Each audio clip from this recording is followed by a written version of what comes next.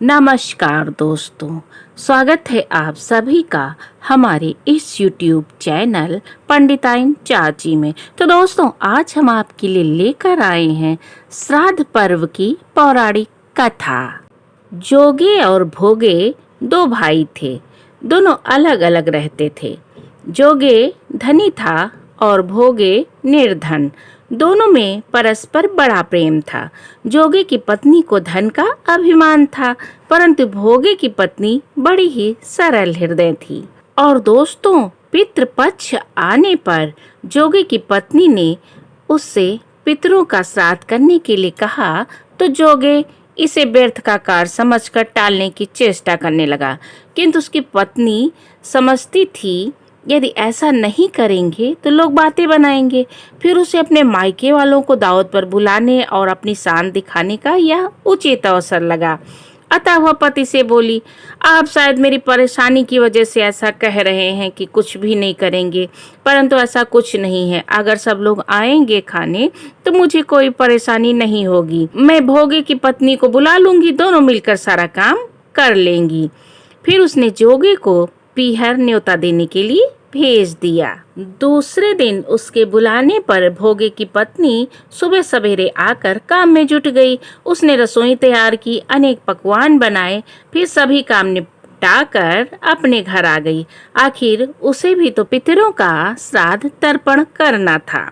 इस अवसर पर न जोगे की पत्नी ने उसे रोका, न वह रुकी। उसने ये भी नहीं कहा कि तुम्हें खाना खा के जाना है, बच्चों को खाना खाना है, और वो काम वाम करके अपने घर आ गई। शीघ्र ही दोपहर हो गई। पितर भूमि पर उतरे। जोगे और भोगे के पितर पहले जोगे के घर गए और वहां देखकर वो चकित हो गए कि उनके ससुराल वाले भोजन करने में जुटे हैं। किसी ने पितरों को भोग भी नहीं लगाया, सब खाने में जुटे हुए थे। निराश होकर पितर भोगे के यहाँ पहुँचे। वहाँ क्या था, मात्र पितरों के नाम पर अगियारी दे दी गई थी, क्योंकि उनके घर में कुछ खाने को था ही नहीं। वो तो पूरा दिन अपनी जिठानी के घर लगी हुई थी खाना बनाने में, और उन्होंने रोका भी नहीं कि खाना खा कर जाना, ना कुछ दिया, क्योंकि अभी किसी ने खाया नहीं था। तो जब इनके घर आए तो देखा कि यहाँ तो कुछ भी नहीं है, केवल अगियारी दे दी गई है। पितरों ने उनकी राख चाटी और भूखे ही नदी के तट पर जा पहुँचे। थोड़ी देर के बाद सारे पितर इकट्ठे हो गए और अपने अपने यहाँ के श्राद्धों की बड़ाई करने लगे। किसी ने कहा कि हमारे यहाँ तो ये खिलाया गया, किसी ने कहा कि हमारे यहाँ तो ये खिलाया गया।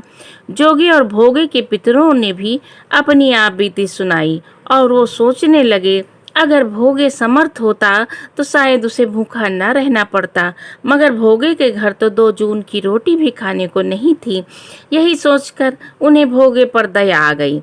अचानक पितर उठे और जोर जोर से नाच नाच कर गाने लगे, भोगे के घर धन हो जाए, भोगे के घर धन हो जाए। और दोस्तों, उधर भोगे के घर सांझ होने को आई। भोगे के बच्चों को कुछ भी खाने को नहीं मिला। उन्होंने माँ से कहा, माँ बहुत भूख लगी है, आज तो श्राद्ध है, आप तो सारा दिन वहाँ काम करती रही और आपके पास खाने को कुछ भी नहीं है, हम लोग भूखे हैं, क्या खाएं। तब उन्हें टालने की गरज से भोगे की पत्नी ने कहा, जाओ, आंगन में औंधी रखी है, उसे जाकर खोलो, जो कुछ मिले बांट कर खा लेना। बच्चे वहां पहुंचे तो क्या देखते हैं कि हौंदी मोहरों से भरी पड़ी है। वो दौड़े दौड़े माँ के पास पहुंचे, उन्हें सारी बात बताई। आंगन में आकर भोगे की पत्नी ने जब यह सब कुछ देखा तो हैरान हो गई। और दोस्तों, इस प्रकार भोगे धनी हो गया, मगर धन पाकर भी वो घमंडी नहीं हुआ। दूसरे साल पितृपक्ष आया। श्राद्ध के दिन भोगे की स्त्री ने 56 प्रकार के व्यंजन बनाए, ब्राह्मणों को बुलाकर श्राद्ध किया, भोजन कराया, दक्षिणा दी। जेठ जिठानी को सोने चांदी के बर्तनों में भोजन कराया। इससे पितर बड़े प्रसन्न तथा तृप्त हुए। दोस्तों, कैसी लगी ये कथा? अगर पसंद आई हो तो लाइक, शेयर, सब्सक्राइब करना ना भूलें।